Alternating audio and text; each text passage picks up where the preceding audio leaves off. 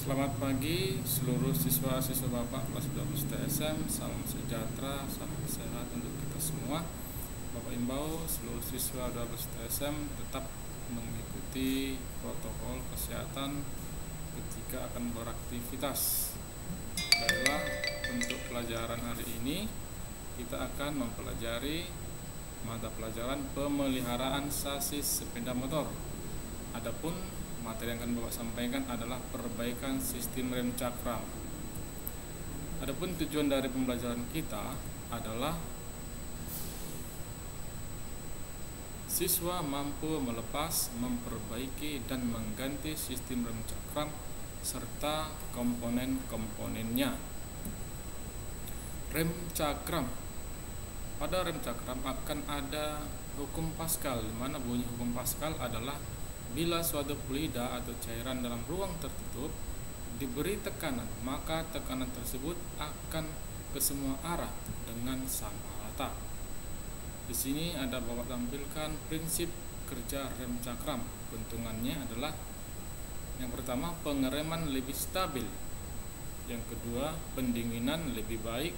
Ketiga, tidak diperlukan penyetelan. Cara kerja kaliper. Tekanan hidrolik dari master rem menekan piston dan rumah kaliper. Piston mendorong brake pad. Brake pad, jadi kalau di rem tromol, brake pad ini adalah sepatu rem. Ya. Rumah kaliper terdorong ke kanan bergeser pada pin slide sehingga brake pad sebelah kiri menekan pada cakram. Kedua brake pad menekan dan mencekram rem cakram untuk memperlambat putaran rem cakram.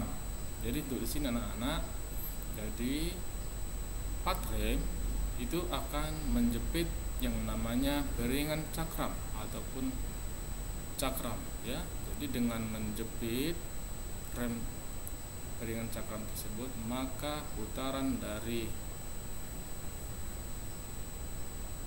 ban sepeda motor itu akan diperlambat oleh karena ada jepitan dari pad rem. Ya. Lalu di sini ada cara kerja brake pad tanpa penyetelan. Ya, di gambar nomor paling atas ini saat tidak bekerja, ya. Jadi di sini rem cakram tidak bekerja. Jadi pad rem itu tidak mencekram bearingan cakram. Jadi antara pad rem dan bearingan cakram itu ada gap ataupun jarak, ya. Dan kita lihat posisi tangan itu tidak menekan handle rem, ya. Lalu gambar yang kedua ini saat mulai bekerja, ya. Saat mulai bekerja kita lihat posisi tangan itu menekan handle rem sehingga minyak rem itu akan terdorong, ya, akan terdorong ke kaliper sehingga minyak rem itu akan mendorong pad rem sehingga pad rem akan menjepit atau mencekram yang namanya bearingan cakram untuk memperlambat putaran. Nah, di gambar yang ketiga itu saat bekerja brake pad aus. Jadi maksudnya di sini pad rem akan terjadi keausan karena pad rem dan bearingan cakram akan terjadi gesekan. Ya, bearingan cakram berputar, lalu pad rem itu akan menjepit sehingga lambat laun pad rem akan menjadi aus. Penggantian minyak rem dengan brake bleeder. Jadi langkah-langkah yang pertama adalah hubungkan alat brake bleeder ke katup pembuangan. Ya, maksudnya katup pembuangan ini adalah ada bautnya, ya. Bautnya itu kita lepas, lalu brake bleedernya kita sambungkan ke katup pembuangannya. Yang kedua, pompolah handle rem, handle alat brake bleeder 3-4 kali dan longgarkan katup pembuangan. Ya, jadi di sini brake bleeder itu dipompa 3-4 kali, ya, lalu dikencangkan kembali Jadi sini maksudnya adalah untuk membuang yang namanya udara palsu. Kenapa udara palsu itu harus dibuang? Untuk memaksimalkan yang namanya kerja dari part rem. Ya, kalau ada namanya nanti, kalau tidak dibuang udara palsu, maka part rem tidak akan maksimal menjepit piringan cakram. Lalu langkah ketiga adalah tambahkan minyak rem ketika tinggi permukaan minyak rem di dalam silinder utama turun, ya. Jadi di master silinder kita lihat apakah minyak rem itu sudah berkurang. Kalau berkurang kita tambahkan lagi. Selanjutnya adalah ulangi prosedur tersebut di atas sampai tidak ada lagi gelembung-gelembung udara di dalam selang plastik. Iya. Ya. Jadi perhatian yang Bapak sampaikan di sini, kita harus selalu memeriksa tegak tinggi permukaan minyak rem pada saat membuang udara palsu. Lalu jangan mencampur minyak rem dengan minyak yang lain, ya, itu bisa mengurangi kinerja dari minyak rem. Lalu selanjutnya penggantian minyak rem tanpa brake bleeder. Yang pertama, buka tutup master silinder dan diafragma. Isi minyak rem sampai batas super. Yang ketiga, hubungkan pipa pada katup pembuangan. 4. Pompa handle rem sampai terasa keras.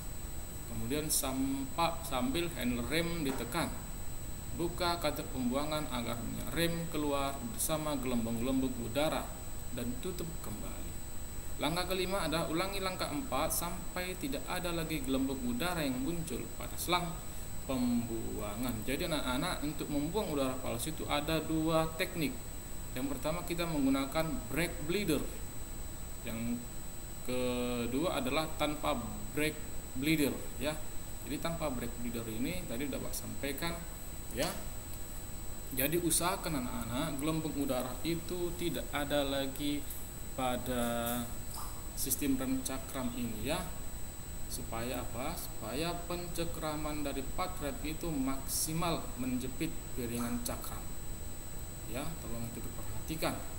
Harus seluruhnya gelembung-gelembung udara itu terbuang. Lalu pembongkaran master silinder. Yang pertama, keluarkan minyak rem. Ya, minyak rem ini harus dikeluarkan karena kita akan membongkar, ya. Lepaskan tutup karet piston dari piston dan silinder utama. Lalu lepaskan klip pengunci atau snap ring. Lepaskan piston dan pegas. Lalu bersihkan bagian dalam silinder utama kotak minyak rem dan piston dengan minyak rem yang bersih. Nah, selanjutnya anak-anak, pemeriksaan master silinder. Jadi master silinder ini harus kita periksa, ya. Kenapa harus kita periksa? Yang pertama, periksa master silinder dan piston terhadap keausan, goresan ataupun kerusakan, ya. Lalu ukur diameter dalam silinder utama. Jadi silinder utama yang terdapat pada master silinder harus kita ukur, ya. Dimana batas dari batas servisnya adalah 12,76 mm. Itu harus kita periksa supaya tidak terjadi nanti yang namanya kerusakan ataupun kinerja dari rem cakram itu tidak terganggu. Yang ketiga adalah ukur diameter luar piston. Piston ini juga kita ukur, ya. Biasanya kalau kita mau mengukur ini kita pakai jangka sorong ataupun mikrometer, di mana batas servis yang diizinkan untuk diameter luar piston adalah 12,64 mm. Pemeriksaan master silinder. Lapisi piston cup dengan minyak rem yang baru dan pasang pada pistonnya. Pasang pegas piston pada ujung piston dengan diameter yang lebih besar menghadap master silinder. Pasang piston pegas piston pada silinder utama dengan piston cup yang cekung menghadap sisi dalam. Pasang klip pengunci pada alur di dalam master silinder. Lalu pasang tutup karet piston ke dalam silinder. Lalu lumasi daerah kontak handle rem dan piston dengan gemuk silikon. Baik, di sini ada Bapak tampilkan mengenai pembongkaran brake caliper. Ya, jadi kita membongkar namanya brake caliper, ya, rumah daripada piston. Yang pertama kita keluarkan minyak rem dari sistem hidrolik. Ya, kita keluarkan minyak remnya dari master silinder. Lalu lepaskan selang rem. baut nipel oli dan ring rapat. Lalu kita lepaskan kanvas rem ataupun pad rem di sini maksudnya ya. Lalu lepaskan brake kaliper dari badan kaliper. Selanjutnya lepaskan pegas kanvas dan karet tutup pin slide. Selanjutnya letakkan sebuah lap bengkel di atas piston. Lalu posisikan kaliper agar piston menghadap ke bawah dan semprotkan udara bertekanan ke saluran masuk minyak rem untuk membantu mengeluarkan piston. Jadi untuk mengeluarkan piston ini anak-anak perlu diperhatikan ya. Biasanya kalau kita tidak hati-hati dan kita tidak tahu metode mengeluarkan piston dari brake caliper, itu bisa membuat cacat daripada piston ya. Jangan menggunakan yang namanya tang untuk mengeluarkan piston dari brake calipernya ya. Itu bisa membuat cacat permukaan dari piston ya. Jadi di sini disarankan kita untuk mengeluarkan piston dari brake calipernya, kita menggunakan udara yang bertekanan. Maksudnya udara bertekanan ini adalah kita menggunakan kompresor udara. Kita masukkan kompresor udara ke saluran minyak rem, maka otomatis piston itu akan terdorong keluar ya. Jangan menggunakan tang ataupun alat yang lain untuk mengeluarkan piston dari brake caliper ya, itu bisa merusak daripada pistonnya. Lalu cuci bagian kaliper dengan air bersih. Pemeriksaan: periksa silinder kaliper dan piston terhadap keausan, goresan ataupun kerusakan ya. Jadi kita ukur diameter dalam silinder kaliper, di mana batas servis adalah 25,46 mm. Lalu kita ukur piston kaliper, diameter luarnya, batas servisnya ada 25 mm ya. Lalu perakitan. Nah, setelah kita bongkar tadi brake caliper, selanjutnya adalah kita merakitnya kembali. Yang pertama, lapisi sil piston dan sil debu baru dengan minyak rem bersih dan pasang pada alur sil di kaliper. Lumasi piston kaliper dengan minyak rem bersih dan pasang piston ujung terbuka piston menghadap keluar. Lumasi bagian dalam karet tutup pin slide dengan gemuk silikon dan pada badan kaliper. Pasang pegas kampas rem, lalu lapisi pin kaliper dengan gemuk silikon dan pasang bracket kaliper pada kaliper. Selanjutnya adalah pasang kampas rem dan kaliper. Anak perlu perhatikan, minyak rem itu dapat merusak cat ya. Jadi hati-hati di dalam perakitan ataupun membongkarnya, jangan sampai mengenai namanya bodi sepeda motor ya. Selanjutnya pemeriksaan cakram rem atau piringan cakram ya. Periksa cakram terhadap adanya kerusakan, keretakan secara visual, atau ukur ketebalan cakram rem pada beberapa titik. Jadi di sini untuk mengukur diameternya, tebalnya, kita menggunakan namanya mikrometer, di mana batas servis ketebalan cakram itu yang diizinkan adalah 3,5 mm. Ya. Gantilah cakram rem apabila melebihi batas servis. Periksa cakram rem terhadap keolengan. Nah, untuk memeriksa cakram rem terhadap keolengan, kita memakai namanya dial indikator ya, dial indikator untuk memeriksa keolengan dari piringan cakram ya, di mana batas servisnya adalah 0,3 mm. Baiklah, untuk selanjutnya anak-anak adalah tugas akan Bapak beri. Jelaskan penyebab handle rem terasa kenyal. Yang kedua, jelaskan penyebab handle rem terasa keras. Baiklah, untuk hari ini cukup sekian Bapak sampaikan untuk materi Bapak. Kerjakan, dicatat, lalu kerjakan tugas, kirim nanti ke email yang akan Bapak kirim melalui WA kita. Cukup sekian dan terima kasih.